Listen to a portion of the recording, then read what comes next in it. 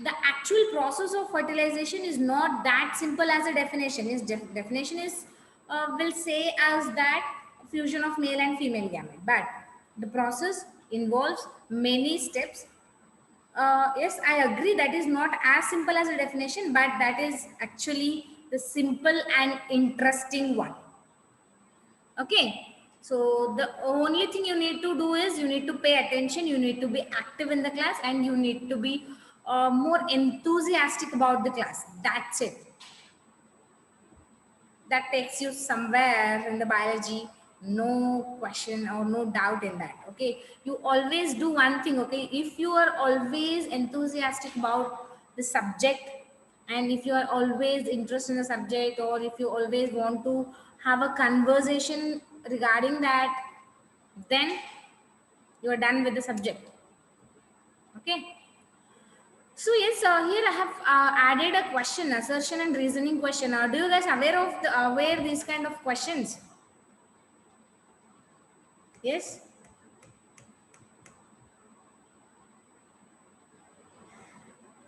Are you guys having any awareness of assertion and reasoning questions? Yes, right.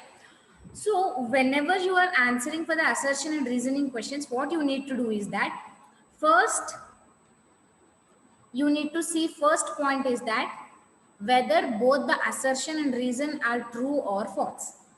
First point you need to do whether both the assertion and reason are true or false. That is the one thing you will see.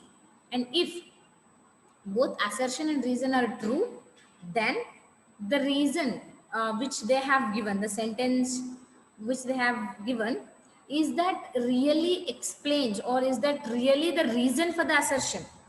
Is that really gives the reason for the assertion? That is what you need to see in the second point. First, you need to see whether the both assertion and reason are true or false. Second, you need to say that whether the reason is really explains the assertion or not. Okay, so let me read the assertion. Chasmogamous flowers require pollinating agents. What do you say, guys? Assertion is true or false?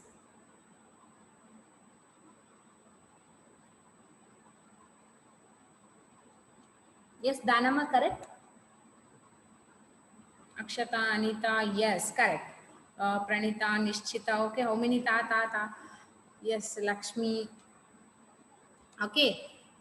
So if the assertion is true, then you cannot choose the option D, because option D is saying us that both assertion and reason are false. So you cannot choose that because we know already assertion is true. And if we come to the reason, clistogamous flowers do not expose their sex organs. What do you say about this? What do you guys say about this? Whether the clistogamous flowers do not open their sex organs, is that true or false? Yes, this is also true. Clistogamous flowers, which always encourage the self-pollination, that's why they do not expose their sex organs. So that is why you cannot choose the option C. What option C is saying? Yes, the assertion is true, but the reason is false. Option C is saying that. But we know reason is also true. So you cannot choose option C and option D. The remaining one are option A and option B. And option A is saying that if both assertion and reason are true, yes, we are agree that. And reason is the correct explanation for the assertion. What do you say about this? Is the reason or the second sentence is explaining the first sentence? Is the second sentence is explaining the first sentence? No. That is why you can't choose this. Yes, both are true. First sentence and second sentence both are true. But the second sentence is not explaining the first sentence. It is having its own meaning. It is not going to explaining the first sentence, right? That is why this is true. If both assertion and reason are true, but the reason is not the correct explanation of the assertion. Okay, option B is correct. Yes, most of you have already told the answer. The second question, a dioecious flowering plant prevents what? Autogamy, autogamy and geitonogamy and xenogamy, clistogamy and xenogamy.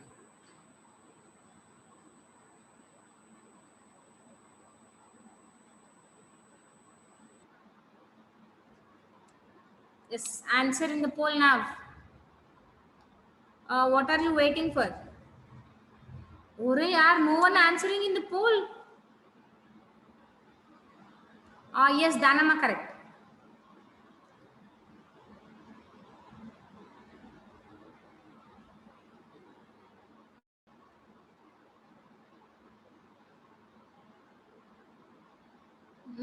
Akshata, no?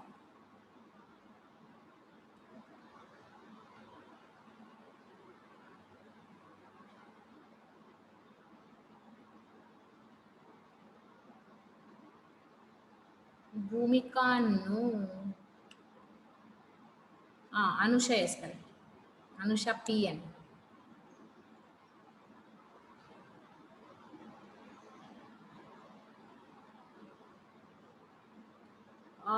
I want more people to answer. That's why I'm just waiting for the answers.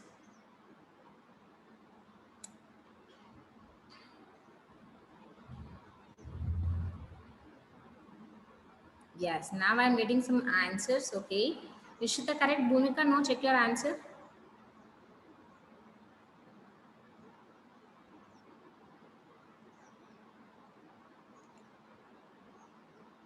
Yes, Gauri correct.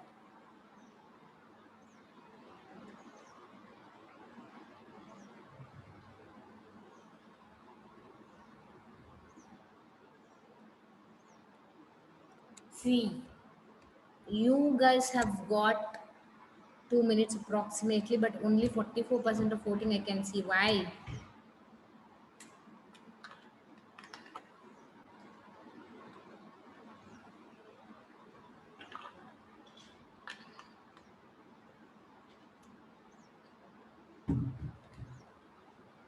Yes, yes.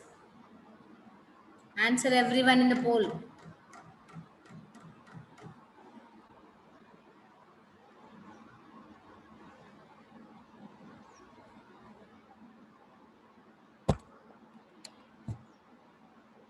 Okay.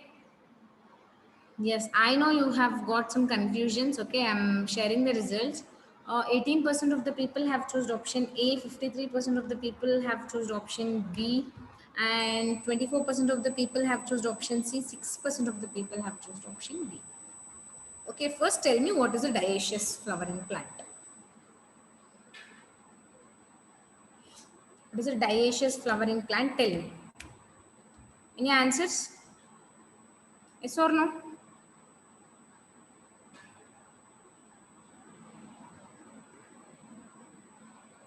Yes, Nishita, correct. Okay, Geeta Raj. So, if any plant which contains only a unisexual flower, if you want to see the both sex organs, you have to require two plants, which means one sex organ will be present. I mean, one sexual unisexual flower will be present in one plant, and another one will be present in another plant. Okay, dioecious flowering plant prevents both. So if a plant contains only a one sex organ, so which the plant is going to stop which kind of pollination? If the plant contains only a one sex organ, then the plant is going to prevent which kind of pollination?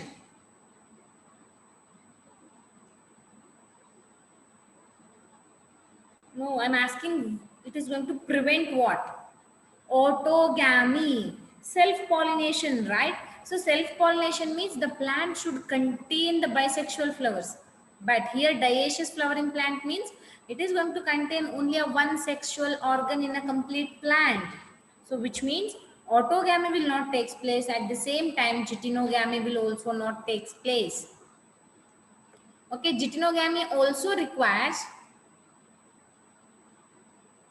Yes, that is also requires the another sex organ in the same plant, geitonogamy also. That's why autogamy and geitonogamy are not going to take place if the plant is dioecious. Understood this? Understand?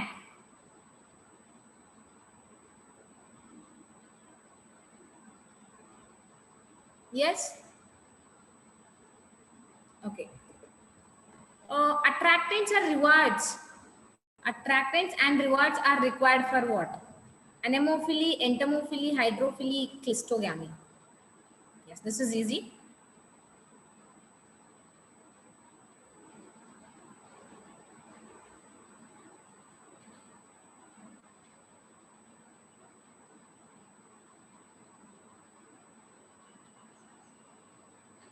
Yes, Danamma, Bhumika.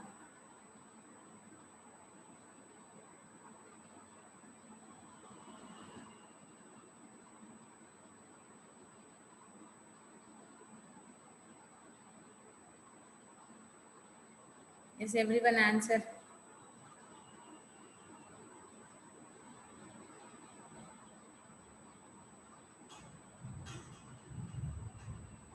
No, Harsh. Check your answer.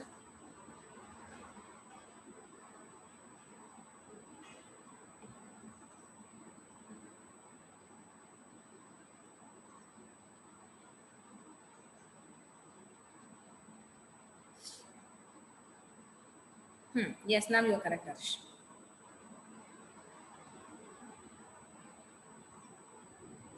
Okay, I'm ending the poll.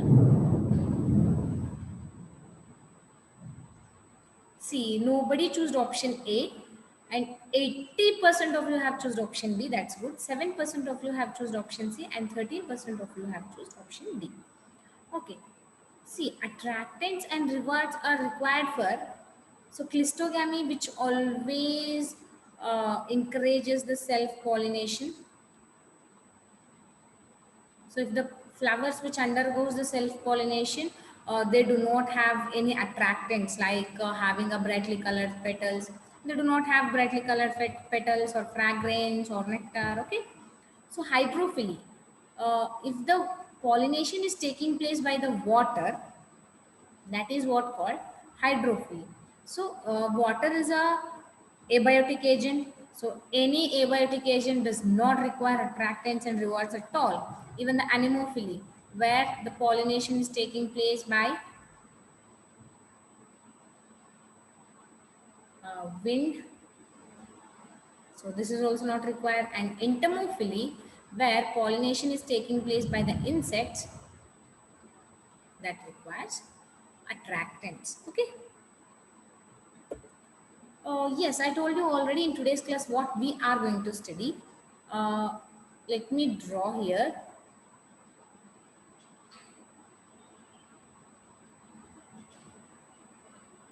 See, this is the pistil.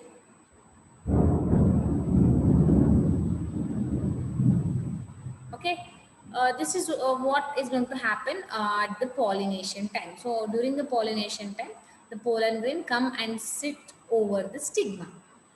Now, this pollen grain containing the male gamete and where the female gamete is going to be present, inside the ovary, ovule is present. Inside the ovule, embryo sac is present.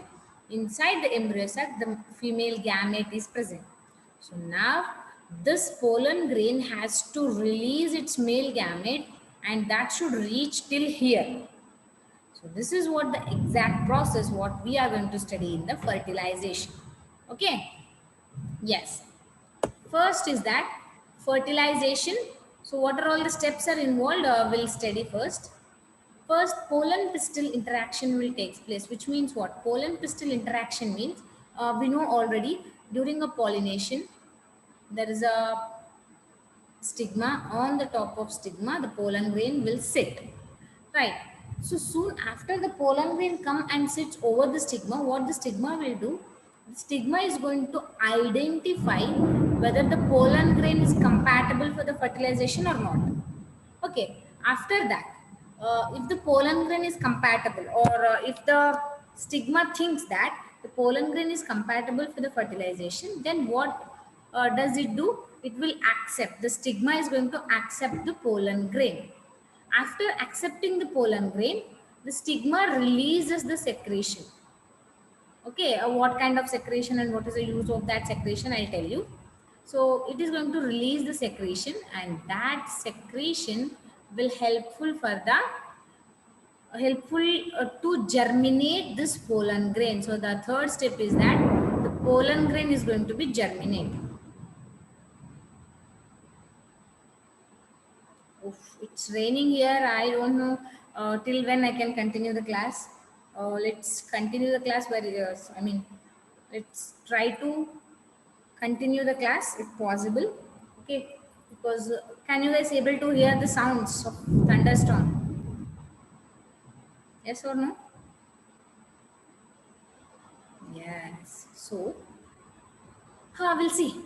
So this pollen grain germinates and forms the pollen tube. Okay, after the germination of pollen tube, the pollen tube will grow till where?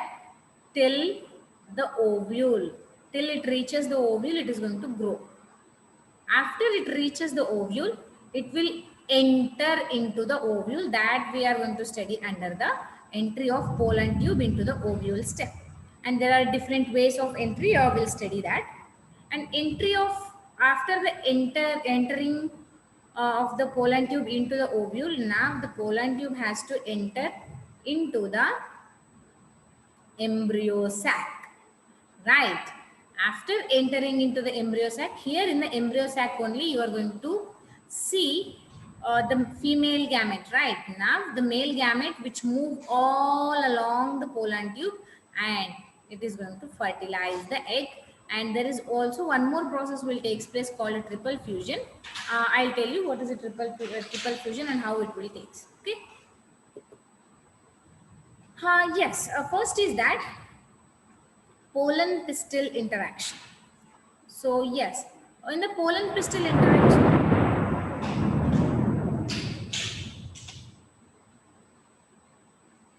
yes. But give me a minute, okay? Give me 1 minute.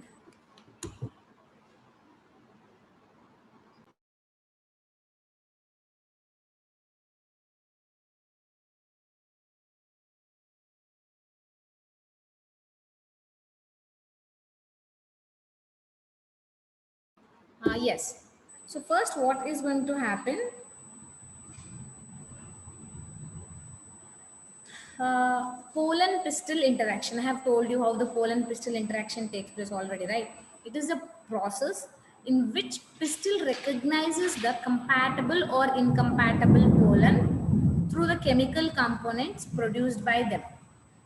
Okay, it is a process in which pistil, the complete female reproductive organ, is going to recognize whether the pollen grain which is sitting on the stigma is compatible for the fertilization or incompatible. After uh, recognizing the pollen, if the pollen is compatible, if the pollen is really compatible, then the pistil or the female reproductive organ is going to accept the pollen grain. Okay, that is what called pollen pistil interaction. Do you understand this? This is very easy, right? Pollen pistil interaction. This is exactly like a Swayamvara. See, just imagine in the ancient days, the Swayamvara, yes, usually the Swayamvara for the females used to take, no? The same way, right? There are many pollen grains which are come and sit on the stigma. Okay, so out of that, the female reproductive system is going to identify whether the pollen grain is compatible for the reproduction or not. Pollen grain is compatible for the reproduction or not. The female reproductive system is going to identify, or it is going to recognize. Okay, that is what the first step in the Swayamvara. Which means the test, you can say. In the Swayamvara used to, the people in the olden days, the people used to give some test, right, or some actions or something they used to give. If they pass that, then only they will allow them for the second step, or they'll allow for the marriage, right? In the same way here also, the pistil is going to identify the pollen grain whether it is a compatible for the fertilization or not. If that is a compatible, then the pistil is going to identify, so is going to accept the pollen grain. Okay. After accepting the pollen grain, what is going to happen? Let me show you. After accepting the pollen grain, the stigma, which is going to release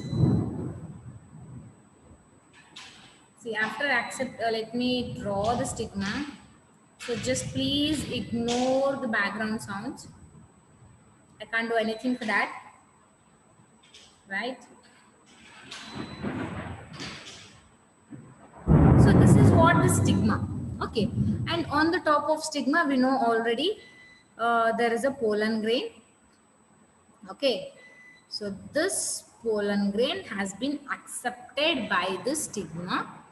Right, after accepting by the stigma, what the stigma will do, the stigma is going to secrete or release the secretion. The stigma is going to release the secretion. And what does the secretion is made up of? The secretion is made up of water plus sugar. Water along with the sugar, the secretion is made up of. Now, why the secretion will, and I mean, what is the use of the secretion? So, the secretion initiates the pollen grain germination. Okay, which means in your practical classes of a 12th, usually there is a one experiment called pollen grain germination. Okay, in the pollen grain germination, what is going to happen? Just a second, just a second.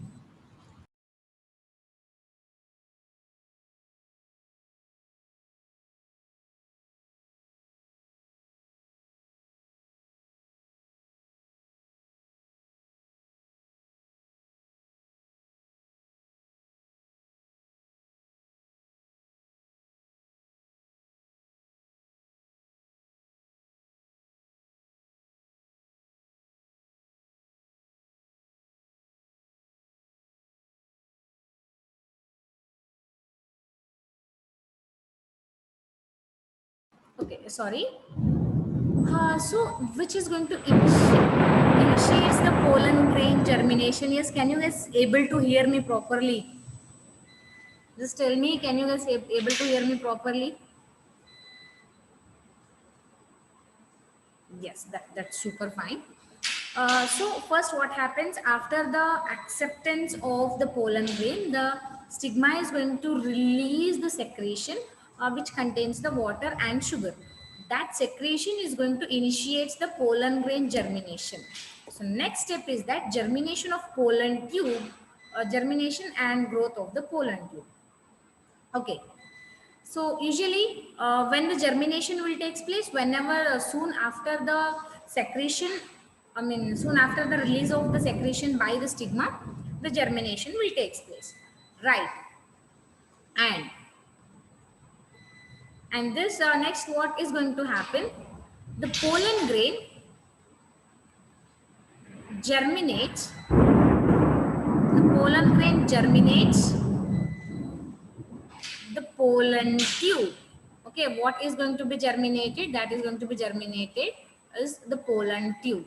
So, and there are some pollen grains which produces the only one pollen tube. Okay, there are some pollen grains which germinates only one pollen tube, and that kind of pollen grains are called as monosiphonous. Monosiphonous. Okay, which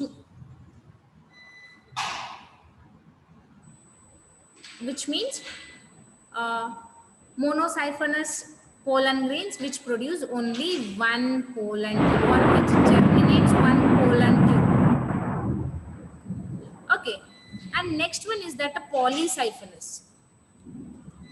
Polysiphonous, oh sorry, polysiphonous which means which produces the many pollen tubes, one pollen grain which produces the many pollen tube. This is what the germination of pollen tube, and how the growth of a pollen tube will take place. Okay, now after, okay, soon after the germination of pollen tube, what is going to happen? We know already there are two cells in the pollen grains. What are those two cells we can see in the pollen grain? What are those two cells we can see in the pollen grain? Tell me. Answer me in the chat box. Yes, one is a vegetative cell. Yes, Tejas, when you raise your hand. Yes, one is a vegetative cell. What about the other one? Generative cell. So among the vegetative and generative cell, the generative cell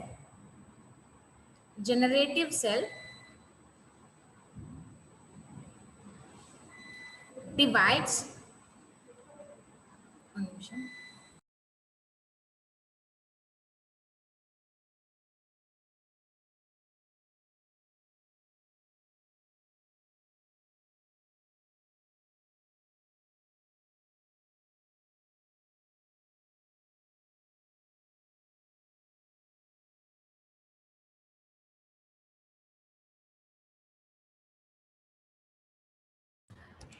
Okay, so that generative cell which divides and gives two nuclei. Okay, so soon after the formation of the pollen tube, the generative cell which divides and gives two nuclei that are called as the male gametes. So now we have two male gametes. Okay, so what about which I am saying here? If the pollen grain is in its two cell stage, which means vegetative and generative, only two cells are there.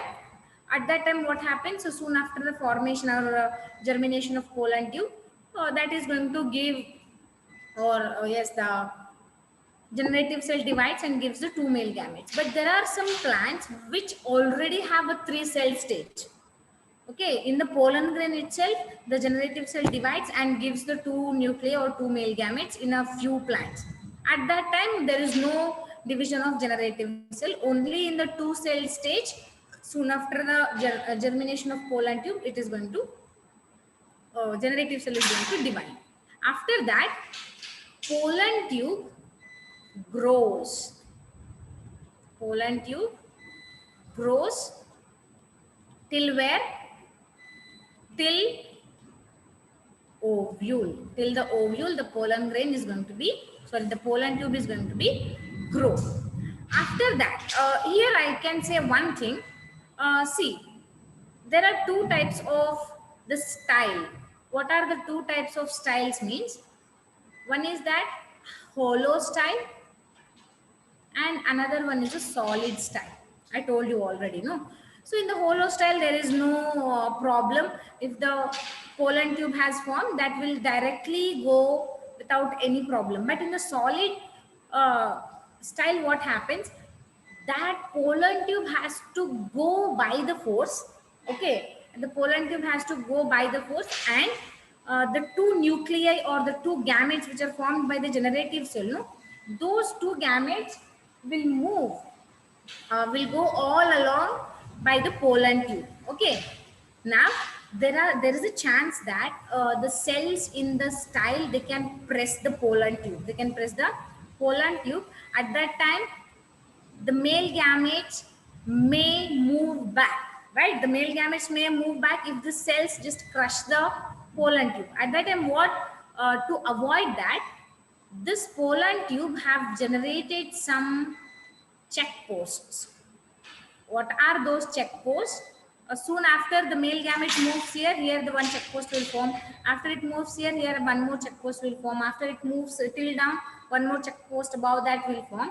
And those check posts are called as, these are called as callose plugs. Callose plug. Okay, so callose plugs which are formed inside the pollen tube, which stops the backward movement of the male gamete. Is that clear? Is that clear? Click on yes if it is clear. Quickly, we don't have time, guys. I don't know when the internet will interrupt because it's raining here.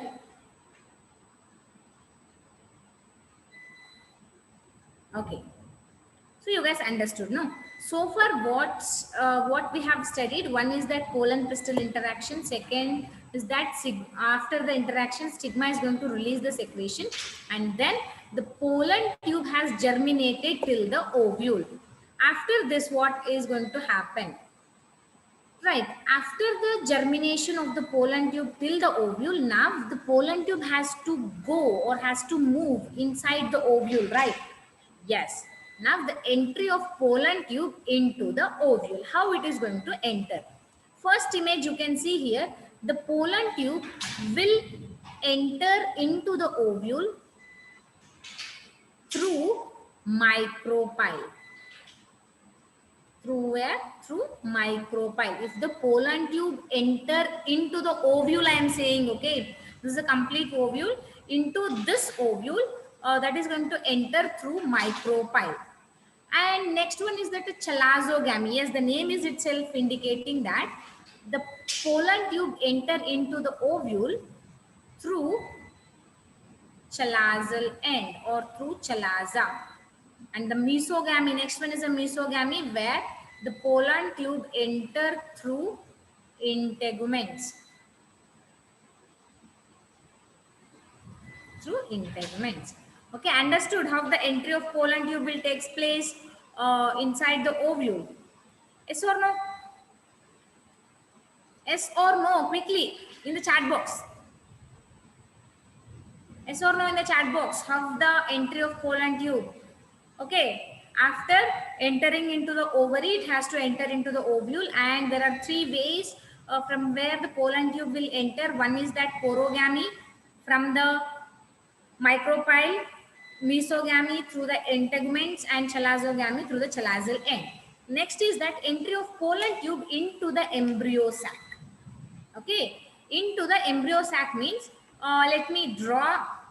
I'm not drawing the complete embryo sac. Okay, see, I'm just drawing the embryo sac of the micropylar region. So just tell me, the micropylar region of embryo sac contains what? So there are complete 8 nuclei, right? So the micropylar region contains how many cells and what are those?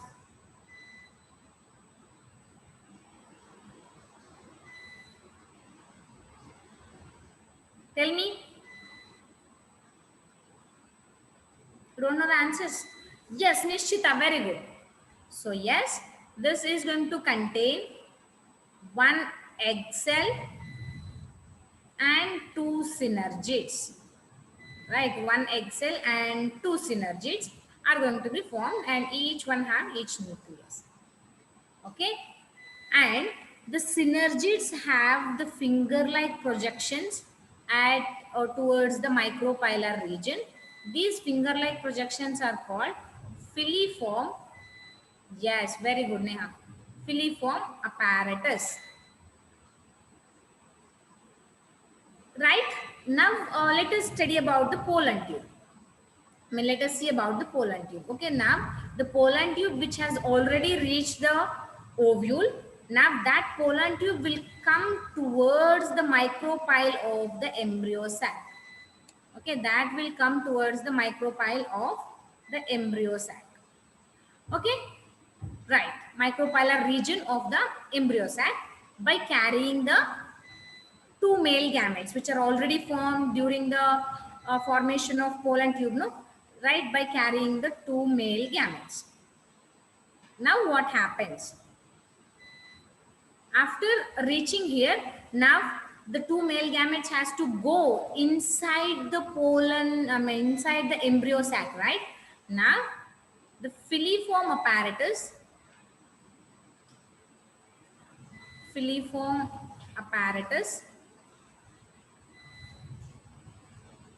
guide the pollen tube. Okay, the filiform apparatus guide the pollen tube to reach or to enter into the embryo sac. To enter into the embryo sac. So now finally the pollen tube has reached into the embryo sac. Do you got all the points till here? Yes, first pole and pistil interaction will take place. After that, the stigma releases the secretion. By the secretion, the pollen germination will take place and pollen tube grows. After that, the pollen tube enter into the ovule and then that is going to enter into the embryo sac. Right. Soon after entering into the embryo sac, the function of the synergids and the function of the filiform apparatus has done. Now, synergids will get degenerate. Synergids will degenerate. Synergids will get degenerate. Okay. And then what happens? After synergids will get degenerate, the egg cell remains, right, at the micropylar end. So that egg is going to fuse with one male gamete. There are two male gametes, no? It is going to fuse with a one male gamete and that results into the structure called zygote. Understood? Yes, you can observe the second image where the two male gametes are arising into the embryo sac. In the third image, you can see the one male gamete has go and fuses with the egg and gives you the structure called zygote. Yes, here you can see the egg is a haploid which is having only one set of chromosome and one nucleus, and the one male gamete which is having only one nucleus with a one set of chromosome. So they both fuse and gives you a structure called the zygote. What is the ploidy of this zygote? What is the ploidy of this zygote? Yes, very good. The zygote is a diploid nerve. Okay. This is what actually called as the fertilization. Okay. And next is that we are going to see the triple fusion, which means one male gamete fused with an egg. And what about the second male gamete? Okay, now we'll see the second male gamete fuses with the polar nuclei. Yes, which is already inside the embryo sac, right? So that is going to fuse with the polar nuclei. What is the ploidy of the male gamete? What is the ploidy of male gamete? Tell me. Yes, haploid. We know. And the polar nuclei. Geeta, no. Polar nuclei which are having two nucleus, which means what is the ploidy of this? Polar nuclei. Two nucleus, which means n plus n. Right. We can write n plus n because the two nuclei are in a different positions. I mean, they are separate nuclei, no? So I'm writing n plus n.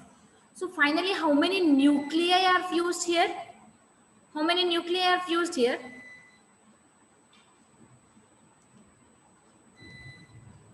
3 nuclei have been fused. That is why this fusion of second male gamete and the polar nuclei is called as triple fusion. Okay, and this triple fusion results into PEN, which is triploid. Okay, and the full form of a PEN is that primary endosperm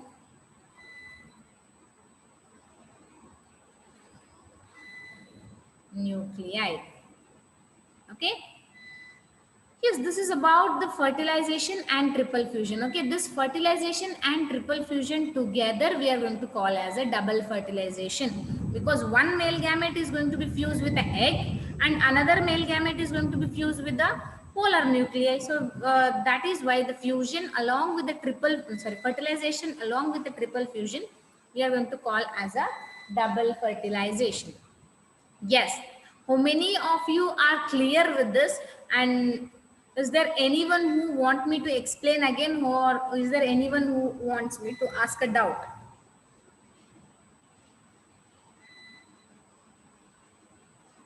Yes. How many of you have understood the process, the complete process?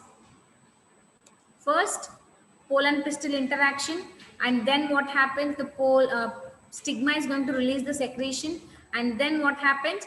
The germination of pollen tube along with the growth of the pollen tube. And then what happens after that? That is going to enter into the ovule. The pollen tube is going to enter into the ovule by 3 ways. And the pollen tube again enter into the embryo sac. After entering into the embryo sac, it is going to release the 2 male gametes. One male gamete fuses with the egg, forms the diploid zygote. Another male gamete fuses with the polar nuclei, forms the triploid pen called a triple fusion. And both fertilization and triple fusion together we are going to call as a double fertilization. Is that clear? Yes. So these are all the image, and I'm going to share you the PDF. You can later look into the images. Okay. So let us quickly take a questions, and let us wind up the class today. Because of the bad condition, I mean because of the bad weather, that's not good to stop the class in between or in middle of the explanation. Instead of that, we have completed this one topic. No, now we can continue the post fertilization events from tomorrow class. Okay. So filiform apparatus is a characteristic feature of generative cell, nuclear embryo, aileron cell, synergids. Yes. Quickly answer. Yes, yes, yes. Who all are answering in the chat box are correct.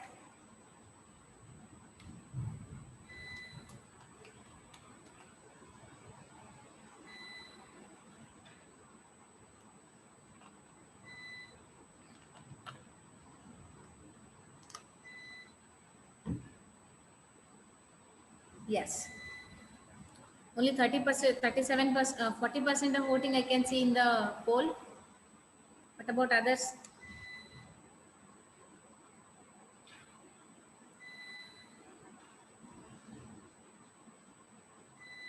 20 seconds more. Oh, sorry, 15 seconds more.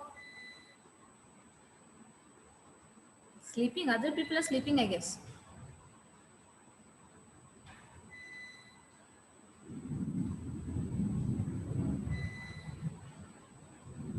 Yes, now it reaches 50%. Only 50% of voting I can see what the rest of the people are doing in the class. That's very bad. Okay. See, 24% of the people have chosen option A, 12% of the people have chosen option B, 12% of the people have chosen option C, and 53% of the people have chosen option D. Right. You can see the filiform apparatus. I have drawn here and I have showed you already. Right. Here, see, you can see the filiform apparatus, which are finger-like projections in the synergid cells. Right. Not in the generative cell, not in the nuclear embryo, not in the aileron cell. It is formed in the synergids. Okay. And the next question, fertilization of egg takes place inside the anther, stigma, pollen tube, embryo sac. This is also very easy question.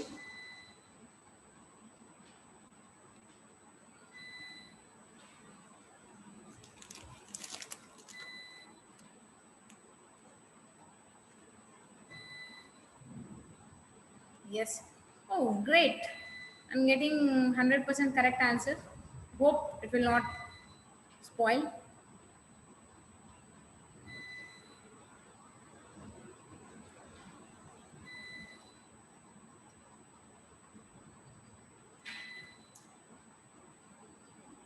Yes. Yes, yes, yes, yes, yes. Come on, answer. Come on, come on, come on.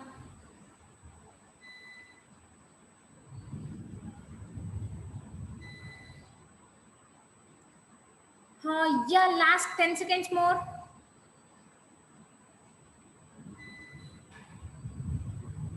Super, guys. Yes, I am ending the poll. Look at the results. Everyone who choose the option D, which is the correct answer, and no need to explain that also, right? Yes, we know already the fertilization of egg, which is going to take place inside the embryo sac. Yes, I'm launching a teacher NPS. So please answer in the feedback poll. And if you got any doubts, ask me. yes, the remaining post-fertilization events we are going to discuss in tomorrow's class, okay?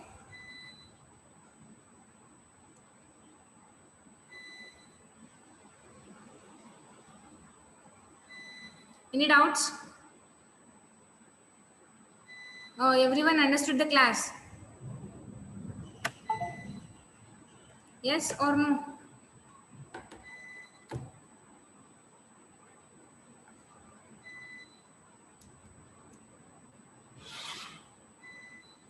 Yes. Ashwini is saying yes. What about others? Yes, ma'am. Understood. Danamma, Akshata. Okay. Thank you, Danamma. Yes, Anusha.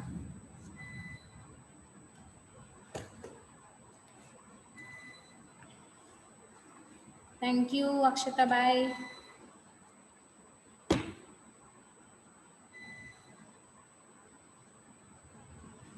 Okay, bye, Ashwini.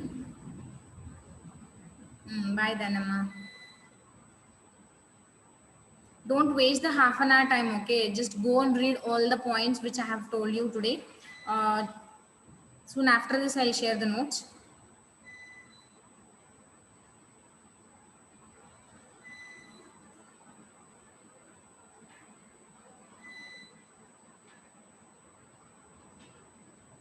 Yes, I'm ending the poll and I'm ending the class too. Bye bye.